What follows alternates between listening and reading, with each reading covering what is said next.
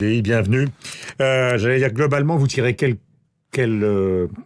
philosophie finalement des résultats qui sont intervenus hier soir et ce matin? La première chose, c'est que c'est une victoire large, nette, pour le centre et la droite républicaine. C'est une inversion complète, et ça ne s'était jamais vu lors des élections départementales. Les plus grandes victoires, c'était un basculement de 10 départements. Là, c'est près de 30 départements qui changent de majorité. C'est, je crois, un désaveu clair contre François Hollande et Manuel Valls, qui s'était beaucoup, lui, impliqué dans la campagne électorale.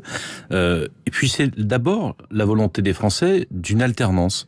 Ils ont été trompés en 2012, et ils souhaitent aujourd'hui qu'on puisse préparer une alternance, en tout cas ce que nous voulons faire. La deuxième leçon... Je vous trouve très tranquille, c'est-à-dire que c'est d'ailleurs ce qui a marqué la soirée électorale d'hier sur les chaînes de télévision. On avait l'impression non pas d'un ennui, mais en même temps d'une victoire que vous célébriez, je parle pas simplement de vous, mais d'une certaine forme de... Restons tranquilles, restons raisonnables, l'alternance, on la prépare, mais enfin, il n'y avait pas de passion, quoi. Je crois que la situation du pays, elle permet pas de crier hurrah un peu partout. Le pays est bloqué au sommet de l'État. Les départementales, en tout cas les 2 tiers des départements, vont nous permettre de commencer à essayer de le faire redémarrer dans nos territoires. Il y a ensuite des élections régionales qui arrivent à la fin de l'année, et c'est la même chose avec des enjeux très lourds. Vous savez, les régions, c'est le développement économique. Les centristes, vous vous dites, il y a un moment, il va falloir qu'on change cette fameuse constitution de la Ve République, même si du côté de l'UMP, il n'en a jamais été question. Est-ce que vous réfléchissez changer à la constitution pour j'en sais rien, pour des raisons qui consisteraient, par exemple, à mettre beaucoup proportionnel, enfin, à changer... Alors, je ne pense pas...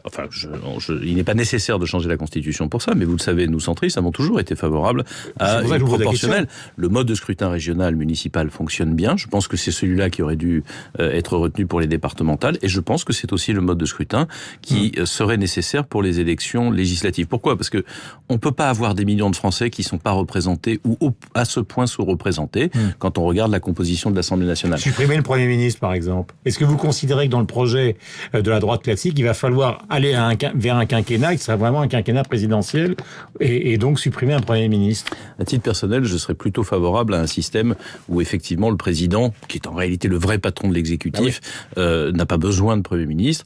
Et je serais dans le même temps favorable à un système où le gouvernement n'est pas responsable, comme on dit, devant le Parlement. C'est-à-dire que le Parlement ne peut pas renverser le gouvernement, tout simplement pour dire les choses concrètement, parce que ça ne se fait jamais. Vous avez vu d'ailleurs la pantomime du 49.3, où à chaque fois on fait semblant, et où les gens, sur la loi Macron, où les gens, les frondeurs, comme on les appelait, rentrent dans le rang parce que on leur met devant eux un gros gourdin.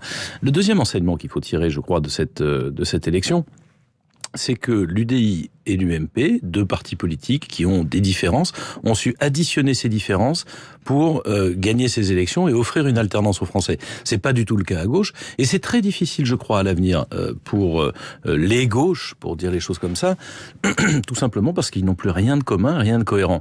Nous avons des différences, mais on peut les coordonner. C'est pour ça qu'on peut préparer une alternance. Puis la troisième leçon du scrutin... Et j'aurais une dernière question importante. Pardon. La troisième leçon du scrutin, c'est le léger recul au 2e tour de l'extrême droite.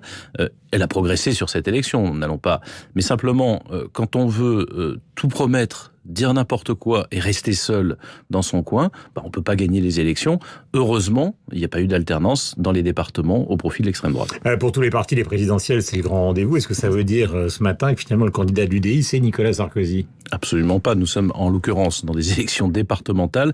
Je suis obligé d'anticiper parce que beaucoup de gens qui nous écoutent anticipent. Moi, je crois que c'est une erreur de la vie politique française de passer son temps à l'élection présidentielle. Moi, je parle de gens qui nous écoutent, qui ne sont pas les politologues, je pense que les politiques et les journalistes. Les gens qui nous écoutent disent on a perdu il y a maintenant quelques années le pouvoir. Est-ce que Nicolas Sarkozy revient ? Est-ce que finalement toute la droite et les centristes vont se souder à lui pour le retour de 2017 ? Je crois que les gens qui nous écoutent, bien sûr. Je crois que les gens qui nous écoutent, ils comprennent parfaitement que pendant 2 ans encore, on a à subir le pouvoir socialiste, que ce n'est plus le cas dans les départements et bientôt plus le cas dans les régions. Pour nous UDI, la présidentielle, il sera temps d'y penser en 2016 et je souhaite que nous puissions proposer une alternative aux Français. Et est-ce que vous serez dans la primaire ? C'est-à-dire, qu'est-ce que vous allez participer à titre personnel à la primaire ? Lorsque j'ai été élu président de l'UDI, je me suis engagé à ce qu'il y ait un congrès de tous les militants qui aura lieu au printemps 2016, qui choisira à la fois notre stratégie et notre candidat. Je pense que nous avons un message à porter devant les Français qui permettrait une alternative à ce qui a échoué depuis 35 ans. Donc vous y serez ? On verra. Merci beaucoup Jean-Christophe Lagarde d'être venu ce matin. La nuit a été courte, hein, Oui. pour tous ceux qui ont commenté évidemment l'actualité sur les plateaux de télévision et ce matin à la radio. 3 ou 4 heures de sommeil seulement. 7h56. Dans un instant, vous allez écouter donc le zapping de la matinale. Et si maintenant